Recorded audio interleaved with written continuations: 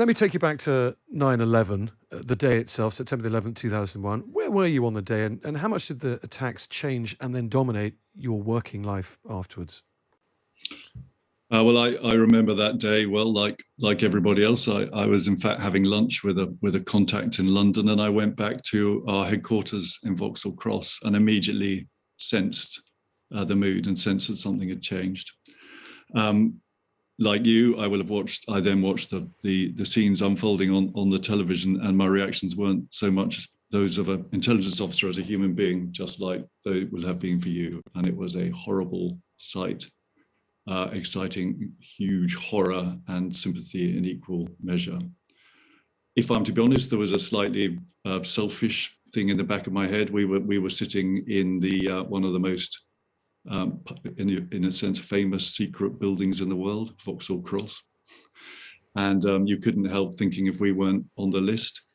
And that really brings me to the answer to your question, Tom, which is that we didn't have hindsight then.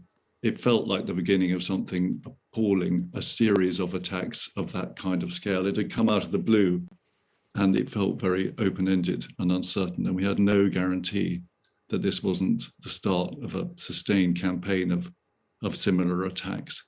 So the uncertainty was the dominant feeling, which of course brings the intelligence officer firmly into the fray. And then there was this instinct to get involved and do something. And in some ways, the life of an SIS officer, an MI6 officer, can be quite a stressful one. But we've got one privilege, which is that in however small a way, we are the people with the agency to help, to try and to do something. That's why we all join. And I suppose that was the overriding impulse, which was to get involved and to help our American friends deal with this appalling attack. Now, you went on to be head of counterterrorism for MI6 or SIS before, of course, becoming chief in 2014. Can I ask you this? Is the threat from international terrorism today greater or lesser than it was in 2001? I think it's less today.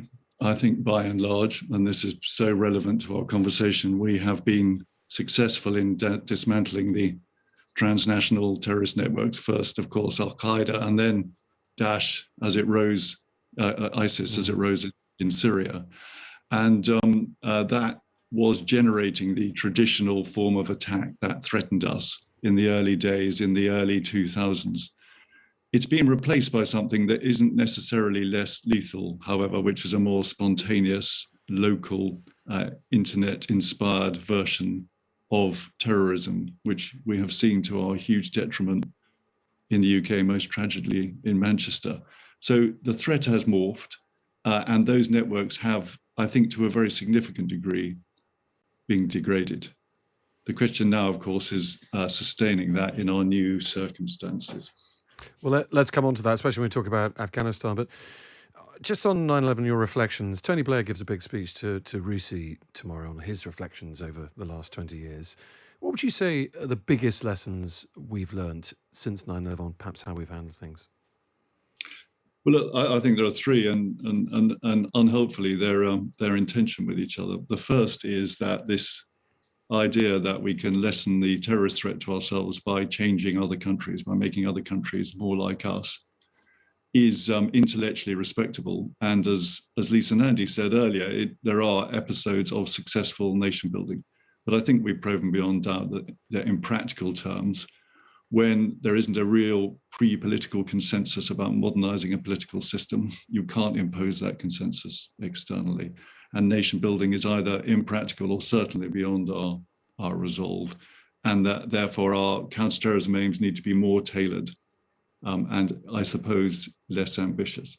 But equally, in tension with that, we've got to remember that fundamentally terrorism is a political phenomenon. We on the security intelligence side, we can buy time, we can suppress threats, but we can't eliminate them. That is a political job. And we mustn't lose sight of the fact that it remains a political problem. And above all, we've got to hold on to the fact that it is a battle of values and that our values are the thing that make our country strong. And we need to have confidence in them, not relinquish them.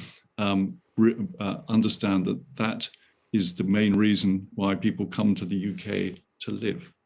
and make sure that we understand the positive things, the values and the partnerships we can generate as being key to our ability to deal with this problem. I have the privilege of talking to you over Zoom. I can see, therefore, behind you, there's a picture over your right shoulder, what appears to be Afghanistan. I think I'm right in identifying that of Afghanistan. Now, you were there in the 1990s before you joined MI6. You say nation building is impractical or beyond our resolve, and it certainly has perhaps proved beyond our resolve in Afghanistan. But the alternative is a country like Afghanistan in the 1990s. Total chaos. The world turns its back on it, and we've seen painfully with 9/11 the consequences of that. So nation building may be bad, but what's the alternative?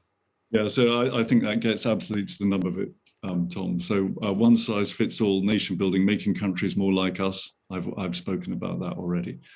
Disengagement, turning our back on a place like Afghanistan leads inexorably to an increase in the threat to our country. And you don't have to take that from me. The evidence is there, because that is what the West did in 1989. In fact, when I was there, as you correctly point out, after the geopolitical struggle against the Soviet Union, which was essentially won, we turned our backs on Afghanistan.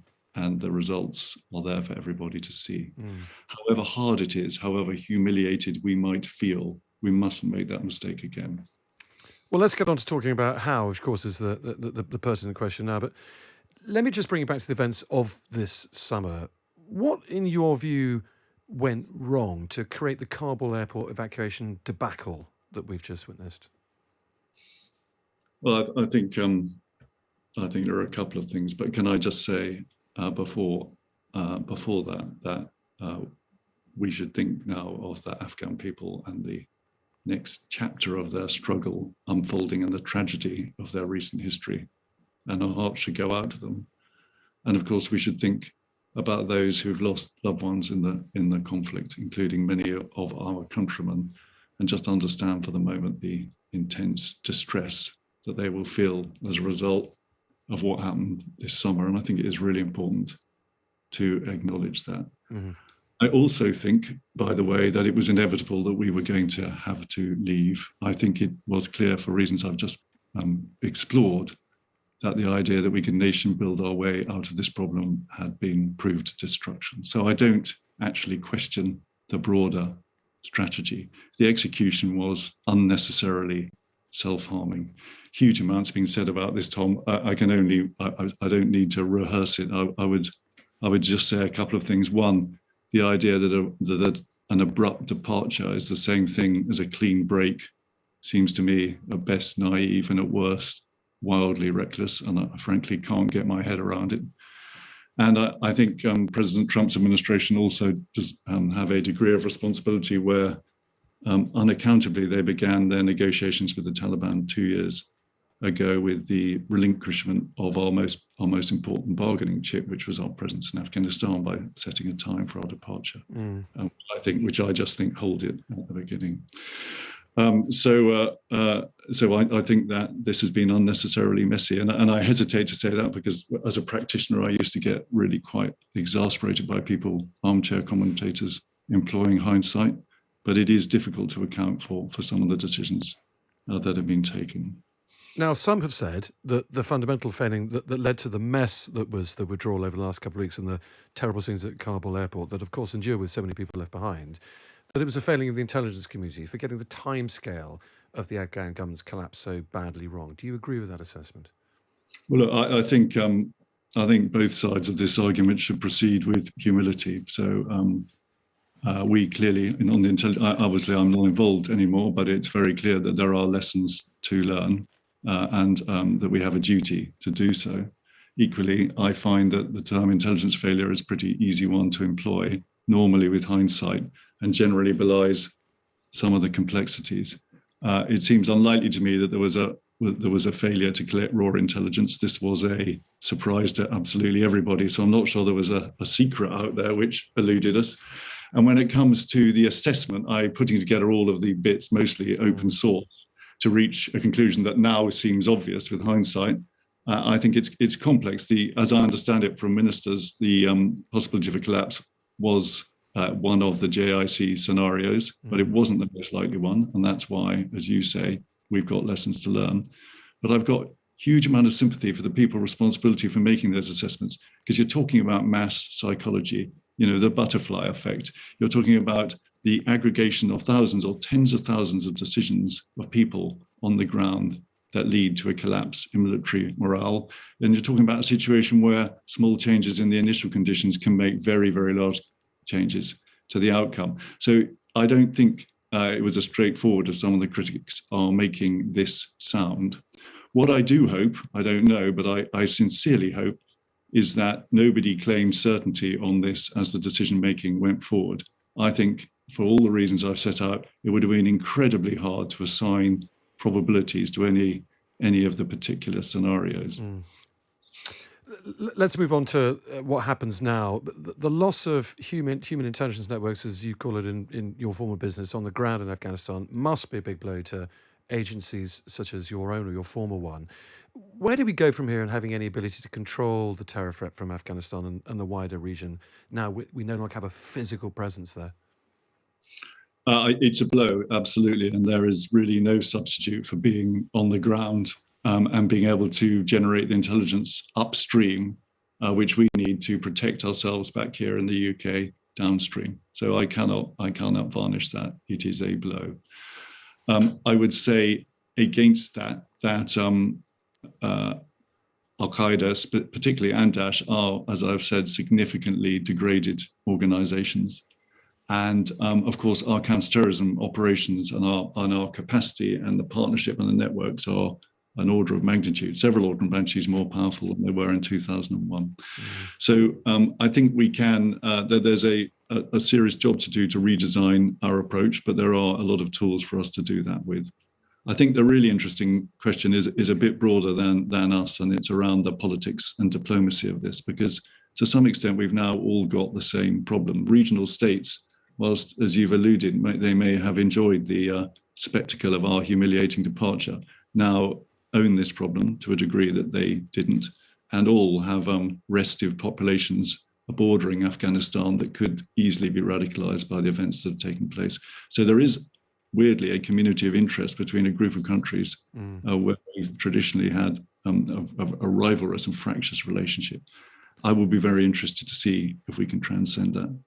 And then finally, of course, there's the Taliban itself, extremely ambivalent about Al-Qaeda, although obviously the enemy of ISIS, and where we need to work out how we incentivize them as a country to follow through on their undertakings. But where, if I am to be honest with you, I'm not convinced, even if they had the intent to bear down on Islamist groups, they would be able to, because they kind of have the problem we had. They now need to generate an inclusive government in Afghanistan whose writ runs wider than Kabul. That's something we struggle to do.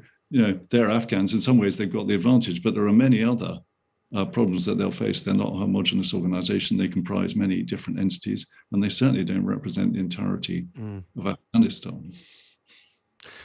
If you were still advising the UK government, as you did about 11 months ago, what would you tell ministers, the Prime Minister, would be the most crucial things they can do now to stem damage from our withdrawal from Afghanistan, from our no longer having any presence on the ground?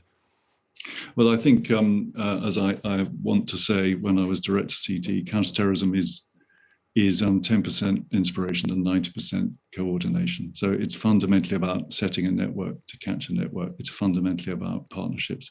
The thing that grew on my watch, on the watch of many others, was the quality of the international counter-terrorist team, if you like, and our capacity to work together, augmented, of course, by some very significant technological advantages as the world digitized.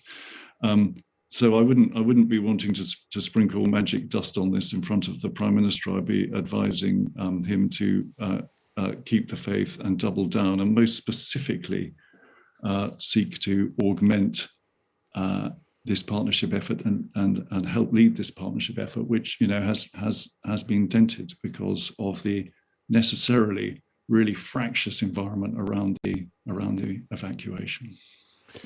One thing that, of course, will be a decision for ministers to take would be whether we should back the Afghan resistance fighters, that small bubble holding out in the Panjshir Valley now. That's, of course, a political decision, but what would be your advice on that if you were to be asked?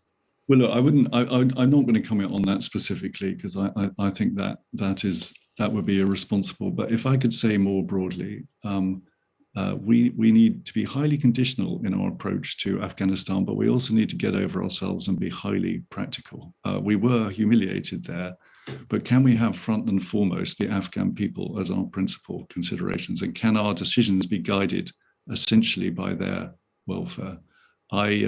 I should say that in my new role, I'm ambassador for a British NGO, the Halo Trust, which I see the Sunday Times and Times have been supporting. Mm-hmm. They're one example in their effort to remove mines from Afghanistan and help employ demobilized fighters of being something that's a big part of the problem.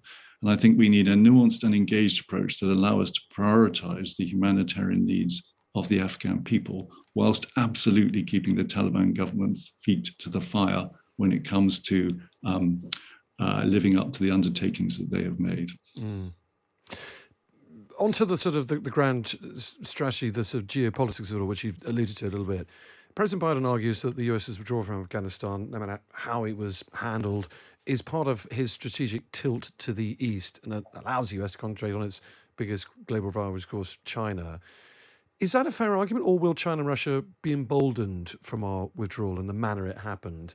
That lack of strategic patience, if you like, will that embolden China looking towards Taiwan, or Russia looking towards Ukraine or the Baltic states, for example? No, I've got a bit of sympathy for President Biden on this. I'm a great critic of the way he's conducted the withdrawal, but I think what he said broadly stands up. I think you shouldn't extrapolate from the particular circumstances of Afghanistan.